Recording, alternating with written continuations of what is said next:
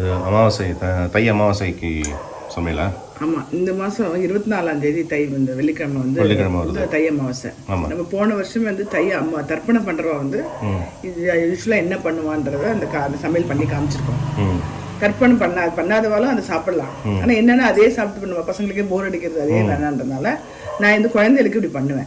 அதான் இது இந்த காய்கறிலாம் யூஸ் பண்ணுவேன். இந்த தட்டைப்பயிறு காராமணி இருக்கு பார்த்தீங்களா, இது தர்ப்பணம் பண்ணாதவர்களுக்கு அந்த தர்ப்பணம் பண்ணாத சமையல் அது. அதுக்குள்ளே அமாவாசை அன்னைக்கு கண்டிப்பாக வந்து எல்லாருமே இந்த சாத்விக போட்டு நீங்கள் சொல்கிறீங்க இல்லையா, அது அப்புறமா சொல்லுங்க. ஸோ அதனால் இந்த இது வந்து நான் பண்ணேன். அந்த சக்கரவள்ளி கிழங்கு இருக்கு இல்லையா, இது நல்லா வேக வச்சு எடுத்துட்டுருக்கேன். இது வேக வச்சு எடுத்துட்டு இந்த மாதிரி இந்த மஞ்சள் 2 சீச்சு வச்சுருக்கேன். மஞ்சள், இந்த இஞ்சி, உப்பு இதை போட்டு சப்பாத்தி பண்ண போகிறேன் மத்தியானம் டிஃபன் பாக்ஸுக்கு. சக்கரவள்ளி கிழங்கு சப்பாத்தி. இது வந்து இப்போ காத்தால அந்த சாப்பிட்றதுக்கு வந்து இந்த ஃப்ரூட் எடுத்துக்கணும். இந்த மூசம்பி, இந்த ஆரஞ்சு பழம் சொல்லுவா இல்லையா, அது கமலாரஞ்சு இல்லை, நார்மல் சாத்துக்குடின்னு சொல்லுவாங்க. அதில் வந்து சாதம் பண்ண போகிறேன். அப்புறம் வந்து முருங்கைக்காயும் இந்த காராமணியும் போட்டு சாதாரண கூட்டு பண்ண போகிறேன். இதான் இன்னைக்கு குழந்தைகளுக்கு பண்ண போகிறது. இதை சர்ப்பணம் பண்ணாதவா இந்த இது எடுத்துட்டா உடம்புக்கு மாதிரி இது பிரச்சனைன்றேன். என்னன்னா இது வந்து நார்மலி இந்த இது இருக்கு இல்லையா, இப்போதான் பசு மஞ்சள் இருக்கு இல்லையா, மஞ்சள் சீச்சன் கொஞ்சம், இஞ்சி கொஞ்சம், உப்பு, அப்புறம் கொஞ்சோண்டு வந்து கொத்தமல்லி போட்டுட்டு இந்த வேக வச்ச இதை போட்டு நல்லா மசிச்சுக்கணும். மசிச்சுட்டு 1 ஸ்பூன் நெய் விட்டுட்டு அந்த இதை போட்டு நல்லா இது பண்ணுவேன். பண்ணுறேன் நான். இது என்ன மாவு சொன்னேன்? கோதுமை மாவு. ஓகே.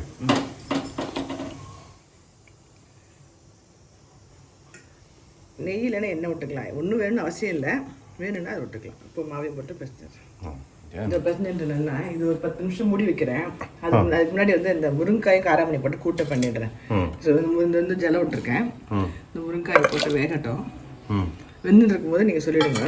இது வந்து காராமணியும் பாசி பருப்பும் எடுத்துட்டுருக்கேன். அதை வேக வச்சு வச்சுட்ருக்கேன். கொஞ்சம் புளி ஜனமும் ஊற வச்சுருக்கேன். எப்படி பண்ணுறதுன்னு பார்க்கலாம். நீங்கள் சொல்லுங்கள். அதாவது அமாவாசைங்கிறது வந்து ஒரு மாதமும் வந்து ஒரு சந்திரனுடைய பொசிஷனை வச்சு ஒரு மாதத்துக்கும் ஒரு நாளுக்கும் இருக்கும். அதை தான் வந்து திதி அப்படிம்பா. இது வந்து அமாவாசை அன்னைக்கு வந்து நோ மூன் டே, அதாவது சந்திரனை பார்க்க முடியாது. சன்செட்டுக்கு அப்புறம் சந்திரனை பார்க்க முடியாது. அந்த நாள் வந்து அமாவாசை திதி அப்படிம்பா, இல்லைன்னா ஜென்ரலாக அமாவாசை அப்படிங்கிறது. இது வந்து ஒரு மாதத்துக்கு சம்டைம்ஸ் 2 தடவை வரும். 15 நாளைக்கு ஒரு தடவை மூவ் ஆகும் இல்லையா இது. ஸோ அது 2 தடவை வரும். அந்த மாதிரி இப்போ தை அமாவாசைங்கிறது வந்து இதில் வந்து என்ன விசேஷம் அப்படின்னா, இது வந்து சுக்லபக்ஷத்தில் வருது. அதாவது சூரியன் வந்து வடக்கு நோக்கி பாயிற ஒரு காலம் இது. அதாவது சுக்லபக்ஷம், தை மாதம். அந்த சுக்லபக்ஷத்தில் வர ஃபஸ்ட்டு அமாவாசை அந்த தை அமாவாசை. அதே மாதிரி இதில் இருக்கு இல்லையா, ஆடி அமாவாசைங்கிறது தட்சிணாயனத்தில் தெற்கு வழிப்பாதையில் வர ஃபஸ்ட் அமாவாசை ஆடி அமாவாசை. வடக்கு வழிப்பாதை உத்தராயணத்தில் வர ஃபஸ்ட் அமாவாசை தை அமாவாசை. 2 அமாவாசை ரொம்ப முக்கியம். 2 அமாவாசையும் வந்து ரொம்ப ஃபஸ்ட் அமாவாசைங்கிறனால 2 அமாவாசையும் முக்கியம். அதனால் தை அமாவாசை வந்து சிறப்பாக பண்ணணும். தர்ப்பணம் பண்ணுறவாளுக்குன்னு ஒரு ஜென்ரல் வெஜிடபிள்ஸ் இருக்குது. அது வந்து கொஞ்சம் சாத்வீகமாக இருக்கும். தர்ப்பணம் பண்ணாதவா ஜென்ரலாக அமாவாசைக்கு இந்த மாதிரி காய்கறிகள் எடுத்துக்கலாம். ஒரே மாதிரி போர் அடிக்காமல் இருக்கிறதுக்கு இந்த மாதிரி காய்கறிகள் எடுத்துக்கலாம். இந்த காய்கறிகள்லாம் ஏன் எடுத்துக்கிறோம், இதை மட்டும்தான் ஏன் சேர்க்குறோம் அப்படிங்கிறது வந்து ஒன்றுமே இல்லை. சோடியம், பொட்டாசியம், இந்த பொட்டாசியம் கண்டென்ட் ஜாஸ்தியாக இருக்கிற ஐட்டம்ஸ் இதெல்லாம். ஆமாம், காராமணி, முருங்கைக்காய், சக்கரவள்ளி கிழங்கு, இந்த மூசம்பி, இதெல்லாம் வந்து பொட்டாசியம் கண்டென்ட்டு சோடியம் கண்டென்ட்டும் இருக்கும். இது ஏன் பொட்டாசியம் கண்டென்ட்டு சோடியம் கண்டென்ட் அப்படின்னு சொல்கிறோம் அப்படின்னா, இந்த அமாவாசைக்கு வந்து லூனார், அதாவது சந்திரனுடைய அது வந்து விசிபிலிட்டி இருக்காது, பார்வையில் அது இருக்காது, நமக்கு இங்கே பார்க்கும்போது தெரியாது. அப்போது அதோடைய தாக்கம் வந்து பூமியிலையும் நம்ம மேலேயும் இருக்கும் அப்படிங்கிறது வந்து நம்பிக்கை. அதனால் அந்த காலத்தில் என்ன சொல்லியிருக்காங்கன்னா, அந்த லூனார் அப்படின்னாலே பிஹேவியர்லேயும் மைண்ட்லேயும் கொஞ்சம் அதோடைய இம்பேக்ட் இருக்கும். அந்த சந்திரனுடைய இம்பேக்ட் இருக்கும். அந்த இம்பேக்ட் இருக்கிறனால பிஹேவியர் கொஞ்சம் சேஞ்ச் ஆகும், மைண்டு சேஞ்ச் ஆகும். இந்த பொட்டாசியம் இருக்கு இல்லையா, இந்த பொட்டாசியம் கண்டென்ட் இருக்கிற ஃபுட்ஸ் எல்லாம் வந்து நம்ம மைண்டை வந்து ஸ்டேபிளாக வச்சுக்கிறதுக்கும் நர்வ்ஸ் வந்து ஸ்டெபிலிட்டி இருக்கிறதுக்கும் உண்டானது தான். அதனால தான் அந்த காலத்தில் வந்து இந்த பர்டிகுலர் காய் மட்டும் சொல்லியிருக்கா. ஸோ இந்த வெஜிடபிள்ஸு இந்த ஃப்ரூட்ஸில் எல்லாம் வந்து பொட்டாசியம் கண்டென்ட்டு ஜாஸ்தி. அதனால தான் அப்படி பண்ணுறாங்க இல்லையா? அதனால இந்த ஆல்டர்னேட்டிவ் எடுத்துக்கலாம் தர்ப்பணம் பண்ணாதவா. இப்போ வந்து இது சாத்துக்குடி சாதம் பண்ணிடுறேன். அதுக்கு வந்து தாளிக்கிறதுக்கு கடுகு, உளுத்தம் பருப்பு, கடலைப்பருப்பு, முந்திரி பருப்பு. ஆக்சுவலாக முந்திரி பருப்பு இருக்கிறதுலையும் பார்த்தீங்கன்னா எல்லாமே ஈக்குவல் தான், ஆல்மோஸ்ட் ஈக்குவல் தான். ஆனால் ஃபேட் கண்டென்ட் வந்து எல்லாரும் முந்திரின்னு சொல்லுவாங்க. ஆனால் வந்து இதில் தான் ஜாஸ்தி இருக்கு, இது கம்மி தான். அதனால இன்னைக்கு இதை எடுத்துட்டு கடுகு பொட்டாசியம் இதில் வந்து கொஞ்சம் கம்மி. அதை விட அதில் வந்து ஒரு 20% கிட்ட இருக்கும் வேர்க்கடலையில். இது 18% தான் இருக்குது முந்திரியில். ஆனால் ஃபேட் கண்டென்ட் வந்து கிரவுண்ட் நட்டில் வந்து கொஞ்சம் ஜாஸ்தி. அதனால இது எடுத்துருக்கேன். சும்மா நார்மலாக நம்ம பண்ணுற இந்த இது பண்ணுவோம் இல்லையா, நம்ம எலுமிச்சை சாதம் பண்ணுவோம் இல்லையா, அதே மாதிரி தான். கடுகு உளுத்தம் பருப்பு போட்டு முந்திரி போட்டு தாளிச்சுட்டு கொஞ்சம் இந்த மஞ்சள் சீச்சுன்னு இருக்கேன், இஞ்சி, பச்சை மிளகாய் தாளிச்சுட்டு இந்த இது சாதம் போட்டுட்டு இது கொஞ்சம் ஆறினோடனே இதை புழிஞ்சு விட்டுருவேன். கடுகு, ஆமாம், உளுத்தம் பருப்பு, கடலைப்பருப்பு, இந்த முந்திரி.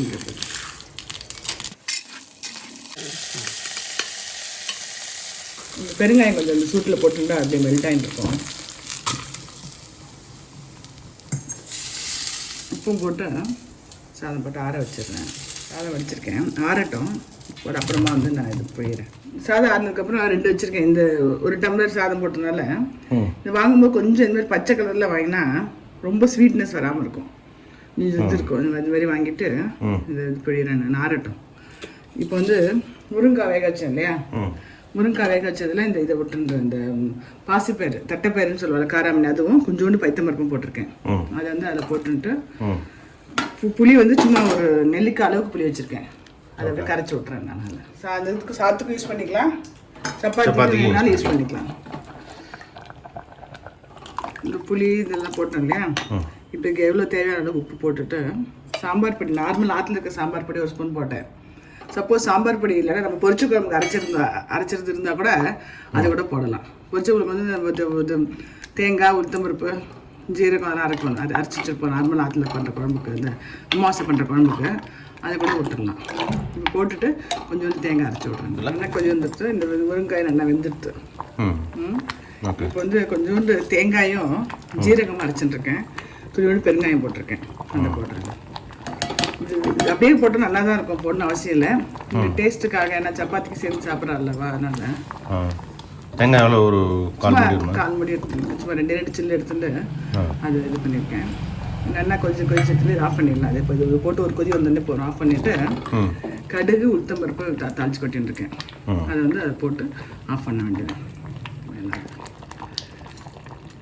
இப்போ இந்த காராமணி வந்து காராமணி, பைத்தம்பருப்பு நிறைய பொட்டாசியம் இருக்கிறதுனால அதை ஆட் பண்ணியிருக்கேன் நான். முருங்காலையும் இருக்குது, முருங்காலையும் இருக்குது. இதே மாதிரி தான் பழம் சாப்பிடணும் இல்லை, இதை யூஸ் பண்ணி என்ன வேறு எந்த காய் வேறு எப்படியா பண்ணாலும் பண்ணி சாப்பிட்டுக்கலாம்.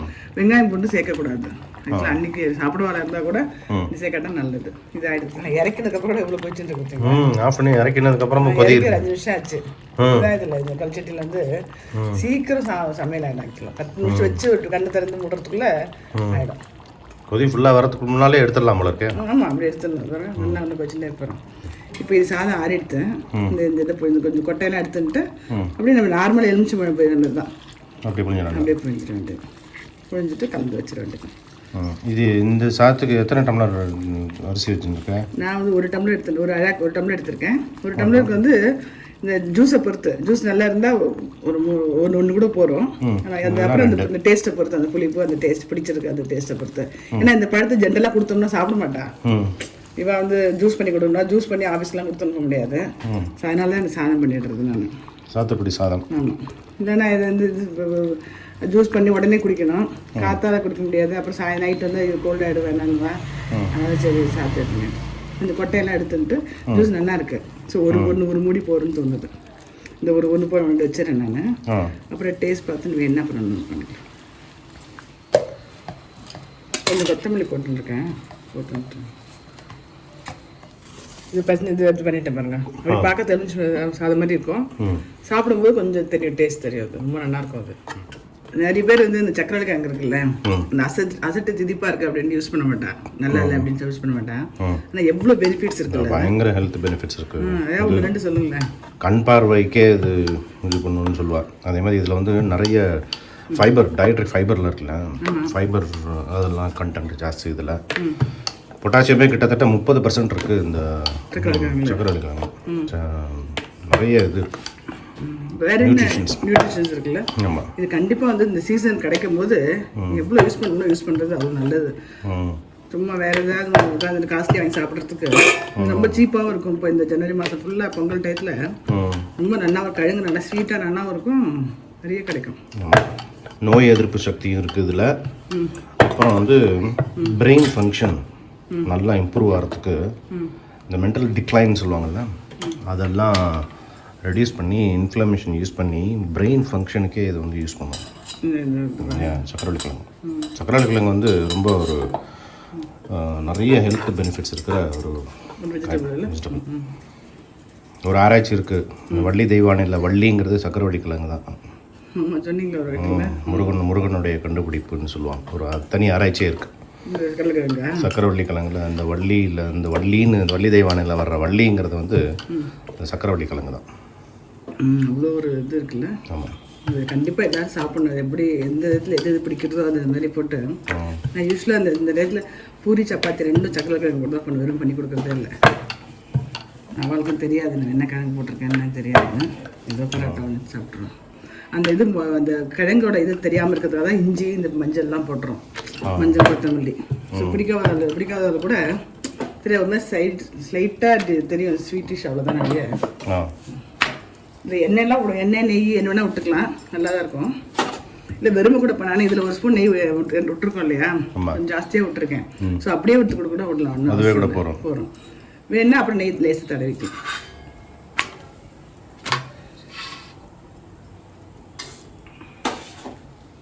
எப்பயுமே இந்த சப்பாத்தி இந்த பரோட்டாக்கெல்லாம் ஃபஸ்ட்டு ஒரு வாட்டி இது மாதிரி போட்டு எடுத்துட்டு அப்புறம் தான் எண்ணெயும் நெய்யை விடணும். அது சாஃப்டாக நல்லா பிஸ்ஸு நல்லா இருக்கும். ஓ அப்படியா? ஆமாம், போட்ட உடனே எண்ணெய் விடக்கூடாது. போட்டுட்டு இது மாதிரி 2 சைடு திருப்பி ஒரு வாட்டி போட்டு கொஞ்சம் இதாக எடுத்து இல்லையா, அதுக்கப்புறம் எண்ணெயை நெய்யை தடவினோம்னா அது நல்லா உப்பின்னு நல்லா வரும். ஓ அப்படியா? எனக்கு தெரியாது ஸ்ரீ. நடுவில் இந்த டிப்ஸ்லாம் கொடுக்குறியே.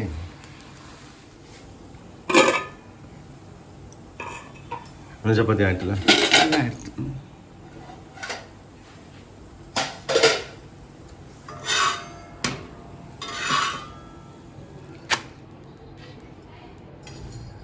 சாத்துக்குடி சாதம், தட்டாப்பயிறு முருங்கைக்காய் போட்டு கூட்டு குழம்பு, சக்கரவள்ளி கிழங்குல சப்பாத்தி. இது வேணான்னா என்ன பண்ணலாம், கொஞ்சோண்டு நெல்லிக்காய் தயிர் பச்சடி கூட தட்டு பிடிக்கும், விசேஷ் பிடிக்கும், அது பண்ணுவோம். விக்னேஷ்க்கு இந்த குழம்பு வச்சுருவேன். இது சப்பாத்திக்கும் தொட்டுக்கலாம், சாத்துக்கும் தொட்டுக்கலாம். ஸோ இது வந்து அமாவாசை அன்னைக்கு தர்ப்பணம் பண்ணாதவா ஜென்ரலாக இந்த காயெல்லாம் எடுத்துட்டு இந்த மாதிரி இதே தான் பண்ணணும்னு அவசியம் இல்லை, இந்த மாதிரி டைப்பில் பண்ணலாம். இந்த சாத்துக்குடியில் வந்து சாதம் பண்ணலாம், இல்லை சாத்துக்குடியில் வந்து இது கூட பண்ணலாம்ல, ஜாம் பண்ணலாம். அது வந்து ஆரஞ்சு பழம், ஆரஞ்சு கமலா ஆரஞ்சு சொல்லலாம், அது நல்லா இருக்கும். இந்த சாத்துக்குடியில் வந்து ஜூஸு ப்ளஸ் இந்த சாதம் நல்லா இருக்கும். சாதம் ரொம்ப நல்லா இருக்கும். ஆக்சுவலாக நிறைய குழந்தைல இருந்து சாப்பிட மாட்டேன் அந்த இதை. இது வந்து இது மாதிரி பண்ணி பார்க்கலாம், ரொம்ப டேஸ்ட் நல்லா இருக்கும் அது.